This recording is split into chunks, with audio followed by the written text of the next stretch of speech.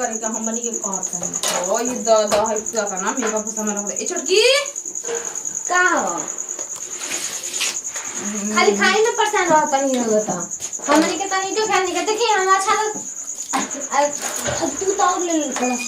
हमारा बना देखला फुसत मिनट में तोहरा के देख दे ये कितना सुंदर लगता है यहां सुंदर लागत ये कोई खराब भाई कैसन रोज रोज हमरा टेढ़ा लग जाता टे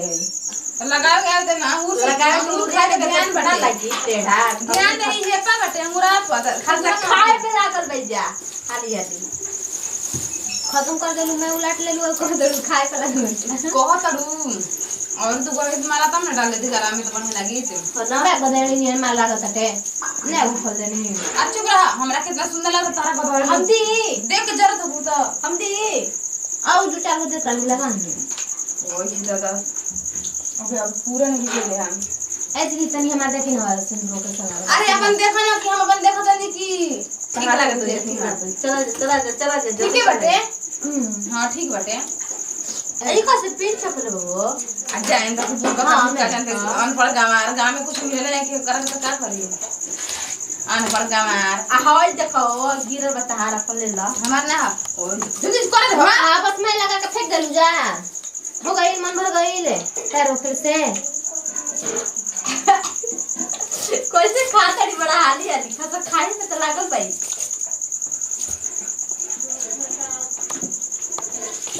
हमार उठ लड़ी नहीं पूछा कोई लगा लेवे दी हमरो के जल्दी फिर मेकअप करते से खा के खत्म कर दिया अरे बाप रे आज होता तो कतना हाली हाली खातो कम ना खा अरे हतर मोटा जी का चलन ना जाई बक बक करते सुकर से खा अरे मत खाओ काय ठोकत है ये के तो ना लूसो आला खाए में अंगूर खाए में मां उठ ले पूछा कोई संतोष खनु हम ना का कोई दे बीच के दी के और लगा ले गाना ये भाई खा दे तोरे चटवाए पर लिपस्टिक बाजार में जाके बटे हां में चटवाए हमारे कालो पत्ता हां तो ना सामान रखले वाली सतन जी उचित मांगला पे लिपस्टिक कैसन का देवरानी अब खानी बेल से दादा अगर हमार मर्द ना खरीद के देवे तो हमरा के सही रख दियो सो दाम बंदरिया बना के आई हो अरे तन है निया ले लगा लिया लगे तक हम हो गए रहो ये सोच जाइले त एक और सब के ताके लगी हमने और तकबे ना करी और ही हमके लगाए दे लिपस्टिक हाथ में लिपस्टिक मात्र के का विचार बटे के जान ले खातिर का नहीं करी हमें अरे नहीं कि जनता हमर लम्हारा बटे तो करा के न दिखावे को ओय हो दादा लागत यही से इतना सोचे तड़ी ओ धे अरे बाप रे बाप हे ने तो तारे लग रहा देखी हमने कि ना कोई देखी हमने जो बोले कि रही कि ना देखे जो तोरा गला जरा रो सद अरे तो हमार लवहरवा अपना गांव में ना बटे अब हम तारा गांव जतन त कैसे बुला ली हो फोन करके बुला लियो जाओ जब फोन करके ना दादा बुलान जी लवहरवा मरवाइन का आउ तो करो जगह घर बटे त ना माने पकड़ाई ऊपर अति तरफ ना छोड़ा ना हो इतना मारे ही तो बनाई बे कर यहां पे देखाइबे ना करे हमने कि अपन लवर के देखे तो हमने कि कोई देखे ना रही कहते जय जी अच्छा का कर जी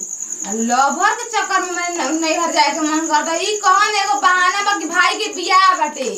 हां भाई के बहाना बा इतना लवर ले मिले जाता है इतना सोच धर के सब कहीं हमरे देखा कोनो चक्कर बा चक्कर की बड़का चक्कर बाटे तोहरा का लागत बाटे हमके आज ना पता चल हमर लवरवा देखी तो खुश हो जाए आ पकड़ ली गलिए में तो का करू ना जी ऐसा बात नहीं बाना भतरा संग में का करी हनु जिन हमेशा हमरा पीछे पीछे का घूमत रही हम कहम ना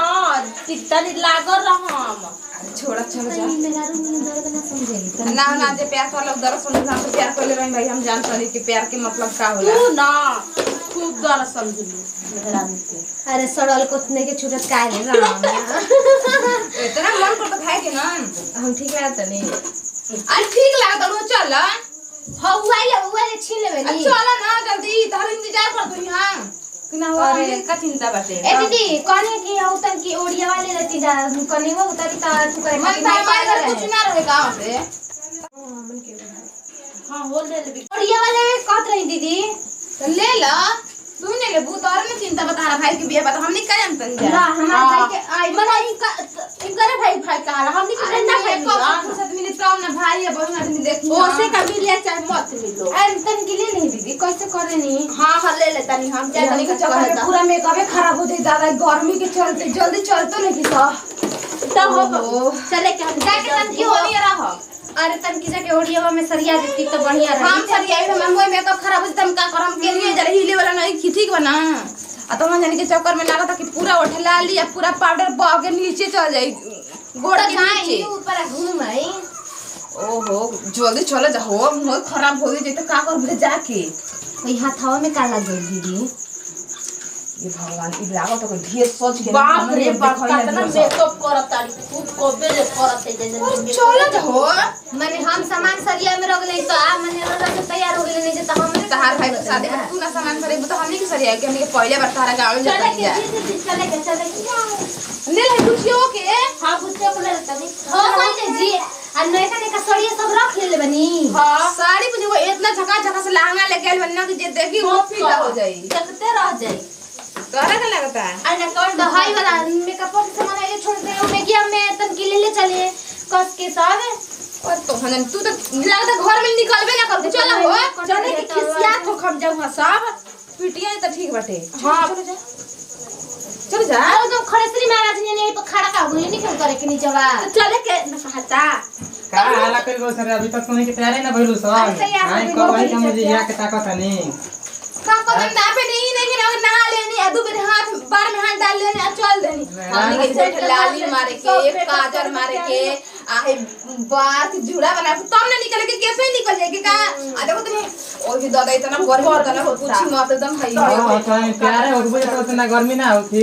हम कबे से ताकत में ओजी के गाड़ी खड़ा करके गवा बावली 2 किलो लागल भाई मुंह में ठीक बाटे ना आ 2 घंटा टाइम हां और 4 किलो लगा लो जा देख ले यहाँ तीनों जानी जितना इंगा हमारे का अच्छा दिन हो गइल अब हमारे कोची का हमारे के काहे के एकदम देखत लागल हमर फोन ना हो छोटकी का जानी का हम मतलब लेके ओजी के हेरवा दिया जा मैंने बोले तैयार है ना भइलु जल्दी सरिया देले बनी सरिया ओरिया लेते चली अब लगा रही कुल्ला दिल को सारे हाथ ना भारी बोए मार चली ना भाई मारे लोग भारी ना होई कुल्ला ही में बुझा मैं उठलाली बाटे मामा पूछे के ले चेक ले चली चली तो उठलाली चला जाना ओ जल्दी चलो हम तो गर्मी के मारे पूरा मेकअप खराब कर रख दिया से इतना महंगा चला लगले ना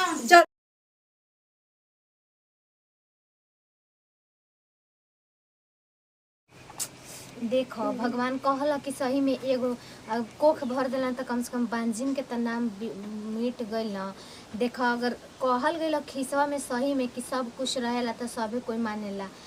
लेकिन ज्यादा हमरा लइका मिलल बा तो ओ के भगवान कोख भर देल बन कोई के नजर ना लगे ओ के अरमान नहीं खे लेकिन अरमान ई बा कि देखो घर परिवार सब कोई कितना खुश बाटे हमरा लइका बाटे हमरा पास तो ओ के खुशी नहीं कि हमार फैमिली कितना खुश बाटे ओ खातिर देख के हम बड़ी खुश बानी। हो का हे जगह बैठल बड़ खाना ना खइलू खाना अभी हम कहत रही नो के ना एक दिन भरी अगले दिन नो हाँ ठीक है बैठ के फुलका चुआवत रहलू दुआरी पे ऐसा बात नहीं है जान तनी हम तो इतना खुशी के मारे रोवत है कि हमार फैमिली हमरा के ना मानत रहे लेकिन सब कोई कितना प्यार करत है अरे लगल नो दीदी लगल एगो काम घूम नहीं की करे देता में क्या होत रहे ना शिकायत ओकरा में होगी के लइका नहीं के होत जा तो भौजी कैसे नाचत रहली बुझात रहे कि छपरा ये लवंडा फेल बड़ा सनु अभी नहीं इतना नाचत रही आगे का तरह नचियन कोई जानता ई तो बात करबे के चल खाना ना भइल कि ना अभी खइलू खाना तो अभी खाना नहीं पागल है या का रे मर्द दे तो ऐसे ही बिल बाट अरे दहिया छुट्टी तौरी दोबारा आजीबे रे चल खो दिमाग खराब कइले बड़े का या मौगू हां का अरे अभी तक लाई होके के होगा तो सटही के मन करता का तारा माने सट तनी के समझ आवत नहीं दुबर पातर दे ले ले बिया मने मोटवा तड़ा मोटवा देला जन मोटवा के बतन तू जाई जले अब चुपचाप याऊ एक चक्कर में तनी खाना वाला जा जाई हटी दादा दादा ई आ तहारा ना मन करला हो कि मने जा भगाई अब कौन सटे के मन करता तहारा ना दीदी ऐसा बात नहीं है अरे दूध रखा ने पियलू हो कि खाली सट के चुप चुप करत रहलू हो ना अब तनी चोच में चोच लड़ावल बंद कर ठीक बाटे ना 9 महीना आराम कर ऐसा बात करो तनी रोगा कि का बताई हम चलो तो जब दूध रखल बनिया हई अंगूर से रखल खइलू हो नहीं खाए के ना विचार मन नहीं करत मन कहां करी मन तो करता खाली मरद के बैठा के बतियाल कर चला था बाप रे बाप वो मगड़ कम बना दिन भर में रल के सटल रहता ना चलिए ना पैदल चल जाएगा